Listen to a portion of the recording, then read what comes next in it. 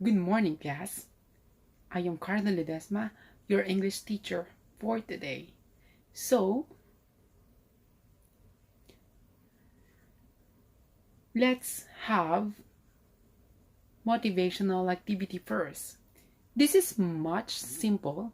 You have just to say your observation and your ideas towards to the artwork that I'm going to introduce to you. All of you should give your ideas. Any thoughts are accepted. No wrong answers for this activity. I do this just to check your abilities to distinguishing any artworks. So, I have here two pictures prepared. So, let's see or let's reveal the first picture. So, as what you can see, it is a Mona Lisa portrait. Briefly information about it. Painted by Leonardo da Vinci, Mona Lisa, also known as La Gioconda, is the wife of Francisco del Giocondo. This is painted as oil on wood. The original painting size is 77 by 53 centimeter and is owned by the government of France and is on the wall in the Louvre in Paris, France. So now, and it's now your turn, class. Give now your observation, insights, and or ideas about this first artwork.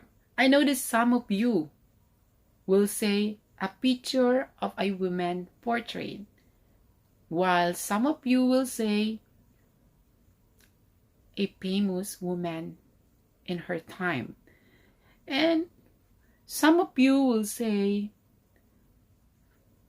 other aspects of a painting, like the connections of her surroundings, the colors used in the artwork, and many more.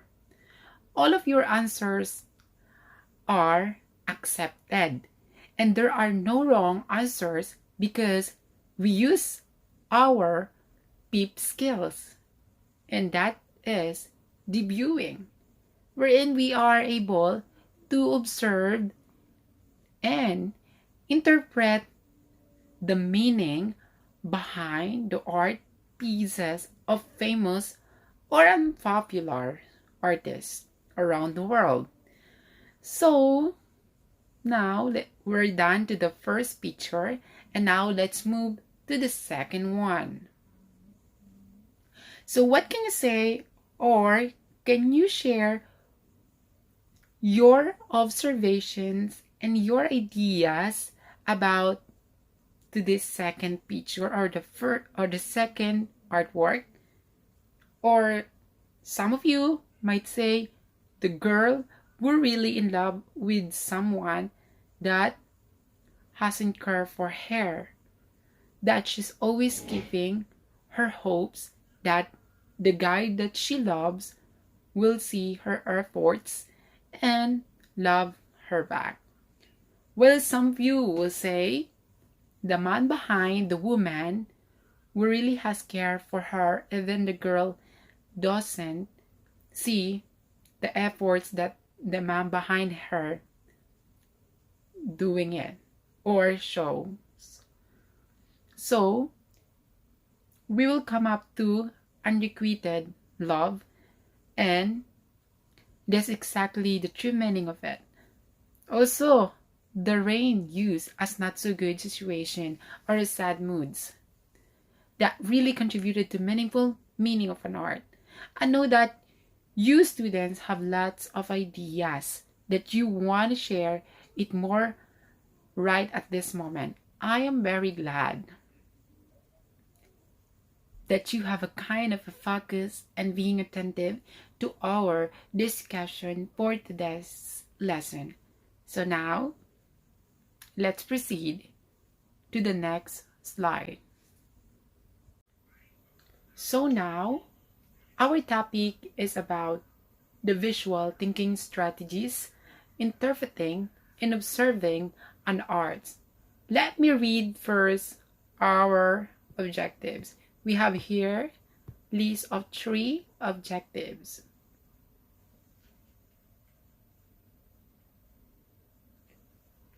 Okay, letter A, understand the content of the discussion. Letter B, observe and interpret the artworks. And letter C, cooperate with other students. And now, move to the next slides. So, let's have a proper discussion. And now, the question is, what visual thinking strategies means? BTS is an inquiry-based teaching strategy for all grade levels. You don't need any special art training to use this strategy. The goal of BTS isn't to teach the history of a work of art, but rather to encourage students to observe independently and to back up their comments with evidence. So therefore, each student-centered facilitation method, wherein students avoid the history and the truth behind the arts. Because one thing that most of it is students' observations and are the critiquing different aspects of an art based on their ideas. We have a freedom to say what's on our minds by just saying or using our PEEP skills, which is the viewing. It's important for everyone to have this skill because it helps one to enhance his or her mind to solve and or create an own stance. So now, students, let's go to the next slide. It's about how to do this BTS. So now we have here a list of 3 ways on how to do this. Number 1 is project artwork. Choose a work that is not abstract. Number 2, ask students to look closely and silently at it for a minute or 2. Then, the third one is 3 questions guide the discussion, often with what's going on here. Summarize students' responses using conditional language. This keeps the conversation open to other interpretations by other students. If appropriate, what do you see that makes you say that? This encourages students to back up their statements with things they see in the work of art. As the group, what more can we find? This continues the conversation. So now we have on the next slide, which is about the tips for doing BTS.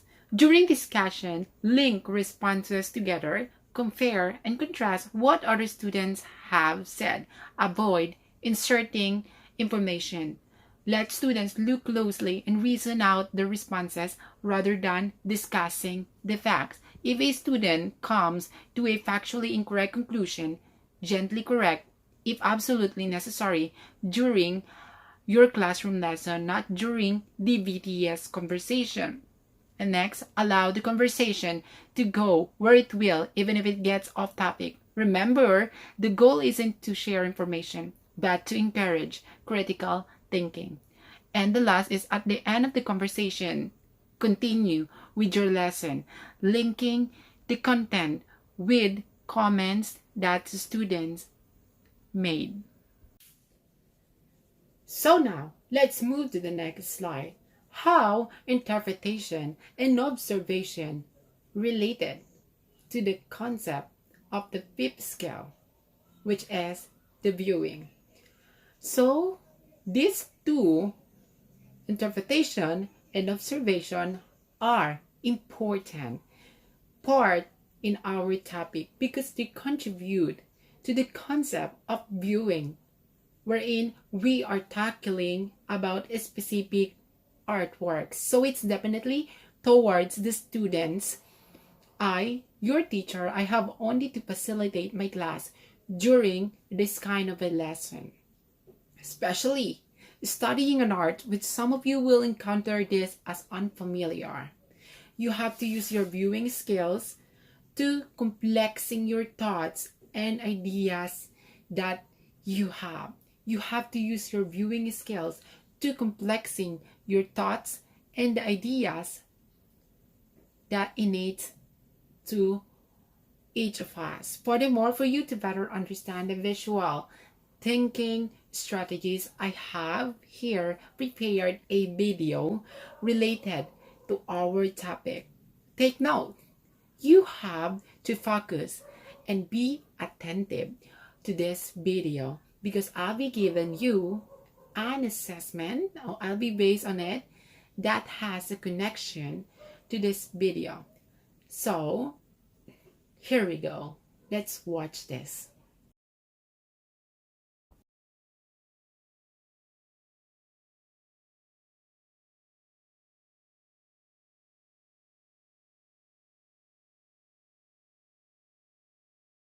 Which you've identified as a red bird, and you pointed out that it's lumpy. Yeah. What'd you see that made you say that? It's kind of curves in the back, and then even like the wing is real. It's not real linear like you would see most birds. Okay, so you're looking closely at the sort of perimeter, the outline of this that appears to be very bumpy, and then you pointed out that even what you're identifying as a wing doesn't have the sleek straight lines that you might expect, but is kind of, again, bumpy and curved. I was just gonna say there's no like definitive lines or as far as like the images, that everything's kind of like blended together, a lot of colors mixing together, and it's kind of gives you like a little bit fuzzy appearance of like the birds and stuff. Okay, so you're looking overall at the image and seeing that there aren't a lot of sort of true or pure colors. Yeah. There's a lot of color mixing and colors blending into each other. And I think what I heard you saying is that sense of almost blurriness or fuzziness is almost a characteristic of birds. Is that what you're saying? Yeah. Okay, one more. I see that big bird is gonna eat that baby bird, and all of the other birds are trying to attack him. Okay, so you're sort of discerning some drama or some kind of meaningful relationships here, and suggesting that this might be a baby bird. Mm-hmm. What did you see that made you say it's an infant? It's not a mature bird. I don't see feathers like I see on the other ones. Okay. Like, even though we don't have like specific lines, that one looks smooth, and the other birds you can kind of see more texture. Okay, so looking around at some other forms that you identify as birds and seeing that they have kind of a roughness or a complexity in their contours, whereas here you see something that looks more like it has a smooth surface, almost like a naked kind of effect of this bird, which you associate with an immature bird. And then furthermore, you suggested that this large form here is about to eat that. What did you see that made you say there was Well, for some reason they have expressions in their faces. So this big one looks angry, like he was about to do something. The little one looks scared, and the way the legs are, like he's about to grab here. This one's he's about to grab something. Okay. So, and then the other ones are attacking him. All right. So you're looking at what appears to be an emotion in the face, and especially the eye of this figure, and feeling that it looks perhaps angry, hostile, and similarly reading an expression of fright on that one. And then you drew our attention to these lines down here, which you said look like the foot of this bird. The talon might be about ready to grab that that other. I believe he did already. As you can see this here. Take it from here. Aha. Okay, so looking closely at the colors that are scattered here, and somebody else pointed out how chaotic sometimes the colors are. It looks to you like this talon, this foot, might have already made a strike at this branch and caused some things to fly off that we're seeing here. So you feel like an attack is in process.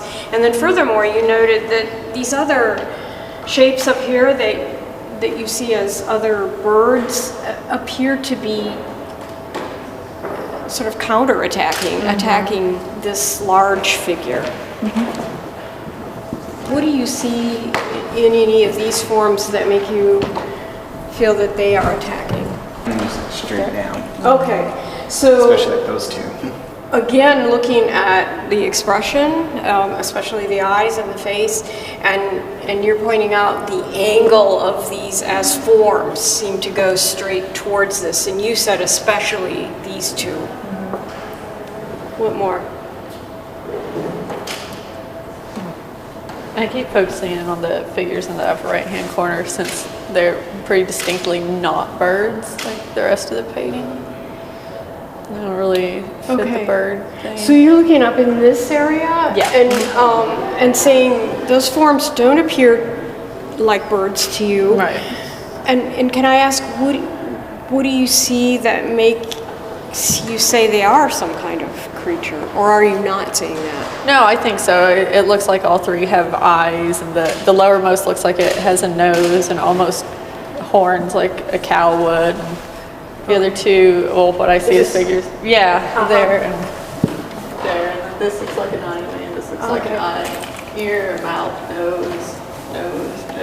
Okay, so you're identifying some sort of anatomical facial features here that make this seem like a group of creatures of some sort, but you referenced several animal types. You said even a horn-like shape, like a cow, but very unclear what those forms might be. What more? Seems like to be a transition of colors from like the left to right side, as far as more dark colors to on the right, kind of more of like a lighter shades. I don't know necessarily what that represents, but Okay, but just noticing again, bringing our attention back to the way color is used, and then also to just kind of the large formal qualities of this, that there seems to be a massing of darker hues on this side, and some kind of a transition towards lighter, and you're actually, it seems, posing the question, is there significance to that or not? You're not sure. Yeah. I don't know, even kind of just the same thing from like colors. It seems like things are a little bit more defined on the left, almost than when you get here, everything's kind of just loses, like the brush strokes are a little more erratic, like right here, and then right here you can't really tell any forms. Okay. But there you can kind of, it looks like you can make out Okay. some sort of shape. So there's another sense of transition. We talked about from darker colors to lighter, but you're feeling like there is a sense of greater definition of the forms on the left that becomes more ambiguous or less clear on this side, and you especially drew attention to how sort of bold but also undefined the brush strokes are over there, as opposed to, for example, these outlines. I think overall, just the way that it was painted, like Zach mentioned, that there's not a lot of sharp, edges. It's just kind of all blurred together somewhat. And so then you kind of see some different the different birds and these creatures up here, and then the upper right-hand corner that you're not sure exactly what they are. And I think that just adds a certain level of tension, and kind of like you just kind of feel that there's something going on here. And these, some of the birds, they look like some exotic birds, maybe not, native to the U.S., maybe in other, other parts of the world. And you have some creatures here, and some of those look like, like birds you might see, like a parrot or a toucan or something similar. And these are animals that you're like, it's almost like a mythical kind of animal, and so that kind of adds that element. Yeah. Okay. So if I'm understanding you correctly, you're pointing out another sort of gradation here, or sort of continuum from creatures that seem more concrete and recognizable, including some that seem like they might be specific birds from different parts of the world, perhaps not our area, but some others. You mentioned a toucan or other birds like that. And the transition of that to some life forms that we can't quite identify at all. And you mentioned the possibility that they might be mythic, that they might not even be in the natural world. And can I just ask, what did you see that made you say they might not be part of the world as we usually know it? Right. So like this one, you know, looks like it has some horns or some other distinguishing features, so that could be, you know, even like a cow or something similar. But like this one, you can kind of, I don't know, it looks like an eye just like the other ones have, but it's a little bit harder to like make out a distinct form or to like compare it to something, a mental image that you already have in your mind. And then this one as well. And it's tough because you can only see the head as well. You can't see the rest of the body. So yeah, that's... Okay, so some of them are just plain perplexing and vague, and others, it seems like you're saying, suggest but don't really define some possibilities, like the cow idea and the horn idea. And then you mentioned early on in this comment that you thought those differences between recognizable or more defined versus not recognizable and undefined, that creates a kind of tension here. All right, yeah. What did you see that made you say that's uncomfortable? How humans, how we're comfortable with things that we understand, that we know, and then when we go to, you know, we encounter new things or different things in our life that we don't understand, it creates a certain level of tension and maybe stress or, you know, whatever you want to see in that. But so that's just kind of what I was noticing there, is that, you know, there are some differences and some contrasts and maybe some things that you're not familiar with. Okay. So if I'm understanding you correctly, it feels kind of like real experience, that in life there are some things you're unfamiliar with, some things you recognize and are familiar with, and there's always a certain sense of discomfort maybe when we don't fully understand what we're encountering. Absolutely, yep.